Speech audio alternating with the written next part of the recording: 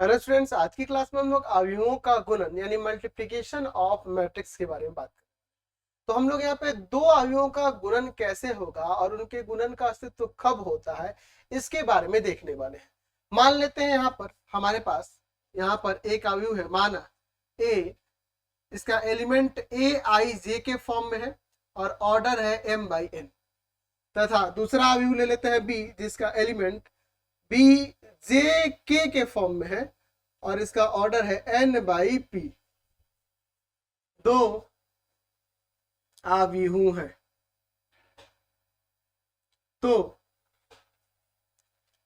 ए तथा बी अवयव का गुणन, अवयव के गुणन को ए बी से सूचित करते हैं।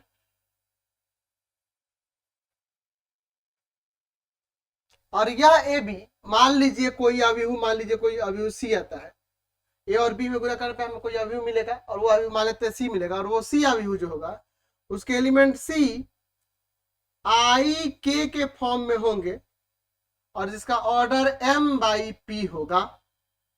अब ये सी आई के किसके बराबर है? जहां ये सी आई के जो है ना बराबर है sigma J equal to 1 to n A I J और बी जे के। अब चलिए इसके कॉन्सेप्ट को समझते हैं। ये क्या मैंने लिखा, अभी आपको कुछ समझ में नहीं आया होगा, समझिए। एक अवयव जो है जिसके एलिमेंट ए आई जे के फॉर्म में है, मतलब आई और जे के वैल्यू 1 2 3 4 ऐसे करके रहेगा, ठीक है ना जी। ए आई जे के फॉर्म में है, ऑर्डर क्या है? m बाई n है। ऑर्डर क्या है? m बाई n है, यानी कि इसमें m रॉ है और n कॉलम है। दूसरा अवयव जिसके एलिमेंट बी जे के फॉर्म में है, बी जे के फॉर्म में है, और इसके ऑर्डर की बात करें तो वो n बाई पी है। कहने का मतलब कि इस मैट्रिक्स का नंबर ऑफ जो कॉलम है इसके नंबर ऑफ रो के इक्वल होगा। देख लीजिए, इसका नंबर ऑफ कॉलम, इसका नंबर ऑफ रो। यानी हमें यहाँ पर ये देखने को मिल रहा है कि अगर ए में बी से गुना करना हो तो पहले तो ये देखना होगा कि पहले वाले मैट्रिक्स का नंबर ऑफ कॉलम दूसरे वाले मैट्रिक्स के नंबर ऑफ रो के बराबर होना चाहिए, तभी आप ए और बी में गुना कर सकते हैं और तभी ए बी का अस्तित्व होगा। याद रखेंगे, ए के स्तंभों की संख्या बराबर होनी चाहिए बी के पंक्तियों की संख्या के, तभी आप उसमें गुना कर सकते हैं। ये रीजन आपको ध्यान रखना होगा, एकदम दिमाग में बिठा लेना होगा।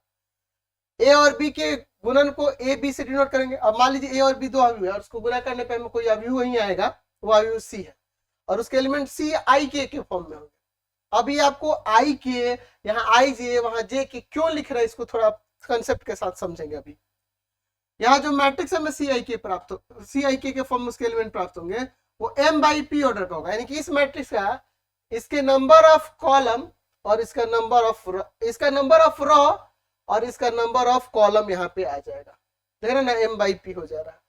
ध्यान रखना है कि ए और बी में गुना करने के लिए पहले का नंबर ऑफ कॉलम दूसरे वाले के नंबर ऑफ रो के इक्वल होना चाहिए, और जो उन दोनों को गुना करके मैट्रिक्स आएगा उसका नंबर ऑफ रो ए के नंबर ऑफ रो और इसका नंबर ऑफ कॉलम इसके बी के नंबर ऑफ कॉलम के इक्वल होगा।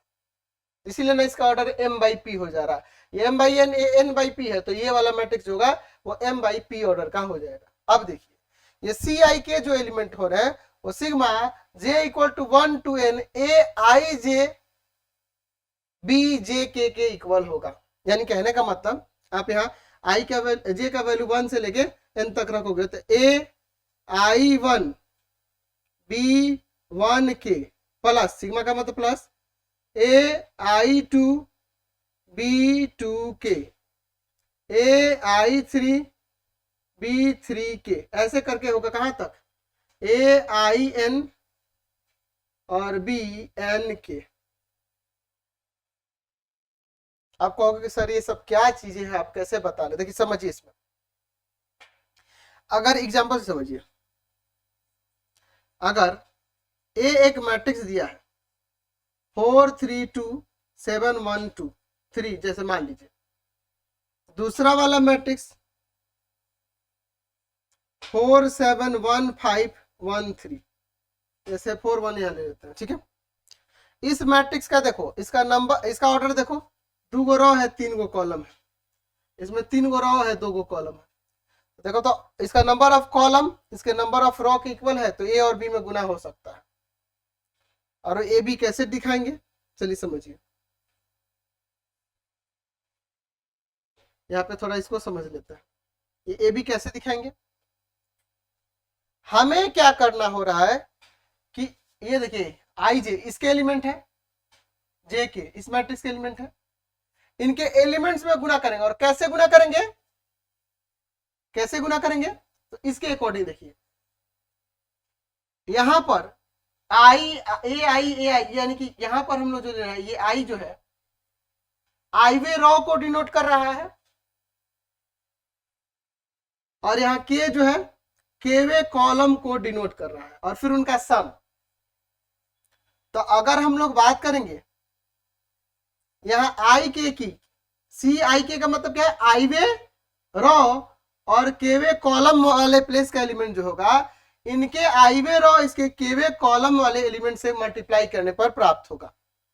यानी कहने का मतलब, अगर मान लीजिए इस प्लेस का अवयव निकालना है, A11 निकालना है, यहाँ का A11 होगा, A11 वाला एलिमेंट निकालना है यहाँ वाला, तो क्या कैसे बचेगा, पहले मैट्रिक्स के पहले रो और दूसरे मैट्रिक्स के पहले कॉलम, यहां देख रहे हैं ना जी, मैट्रिक्स का पहला रो पहले वाले का और दूसरे वाले का पहला कॉलम, ऐसे करके मल्टीप्लाई करेंगे इस तरह से, और इनको जोड़ेंगे तो संगत को गुना करके जोड़ेंगे। 4 चौका 16 प्लस 3 एकम 3 प्लस 2 एकम 2। फिर आप दूसरा वाला रो ले लेंगे और फिर पहले वाले कॉलम के एलिमेंट से मल्टीप्लाई करेंगे, तो सचौक 28 प्लस 1 एकम 1 3 एकम 3, मतलब इसको इसके साथ, इसको इसके साथ, इसको इसके साथ। फिर पुनः क्या करेंगे, इसका पहला रो लेंगे और दूसरा वाला कॉलम लेंगे और गुना करेंगे, 4 एकम 4 5 3 15 2 3 6, दूसरा रो लेके फिर दूसरा वाला कॉलम से गुना करेंगे, तो 7 एकम 7 1 5 से 5 3 3 9। इसको सॉल्व कर लीजिए, 16 3 19 2 21 15 4 19 6 25 28 4 32 7 और 5 12 12 9 21। यहां जो मैट्रिक्स है उसका ऑर्डर क्या हो गया, 2/2। देखिए इसका नंबर ऑफ रो, इसका नंबर ऑफ कॉलम। तो हमने गुना में क्या देखा कि दो अवयवों को गुना करने के लिए देखना होगा कि पहले वाले मैट्रिक्स का नंबर ऑफ कॉलम दूसरे वाले के नंबर ऑफ रो के इक्वल होना चाहिए, तभी गुना संभव है। और गुना करने पे जो हमें मैट्रिक्स मिलेगा, वह मैट्रिक्स पहले वाले मैट्रिक्स के रो और दूसरे वाले मैट्रिक्स के कॉलम के ऑर्डर के इक्वल होगा। आप देख लीजिए, यहाँ 2 रो है, इसमें 2 कॉलम था, तो इसका ऑर्डर आ गया कि नहीं, 2/2। तो वही चीज हमने यहाँ पर लिखा है, ठीक है। और हमने यहाँ पे ये भी यहाँ पे बताया है कि ये जो मैट्रिक्स गुना करने पे आ रहा है सी आई के फॉर्म में इसके एलिमेंट है, और आई के यहाँ पे देखिए इसके अकॉर्डिंग देखेंगे तो सी आई के क्या हो रहा है, इसके रो और इसके कॉलम के संगत अंगों के साथ गुना करके जोड़ा जा रहा है।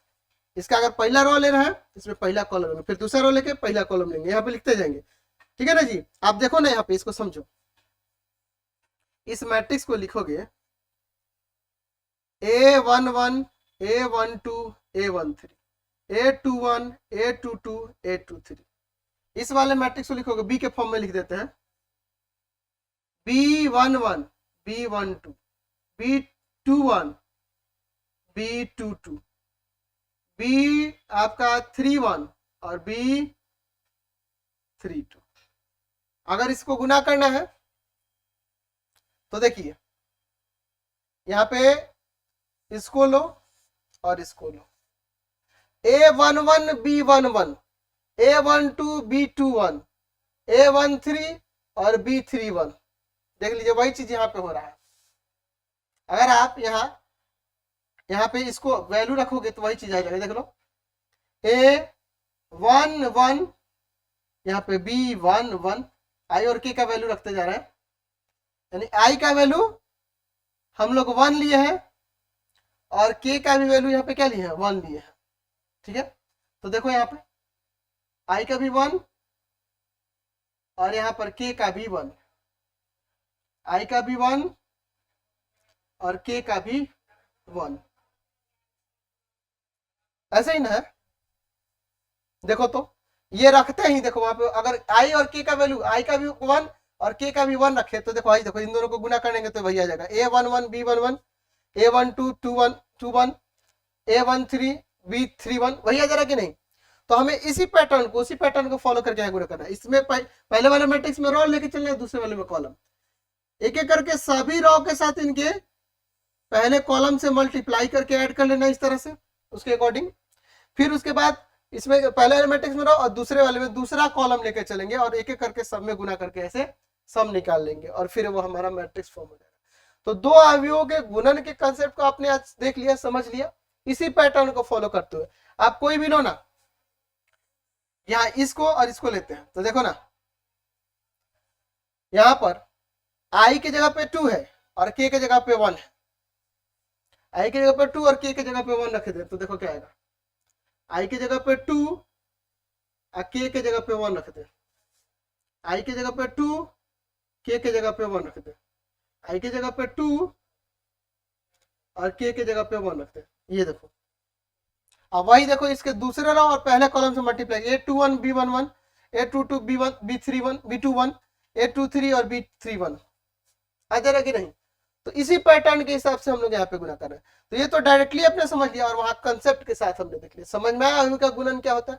तो इसको अच्छे तरीके से समझेंगे, इसके कंसेप्ट को जानेंगे, तभी जाके आपको चैप्टर में मजा आएगा। फिलहाल आज की क्लास में इतना ही।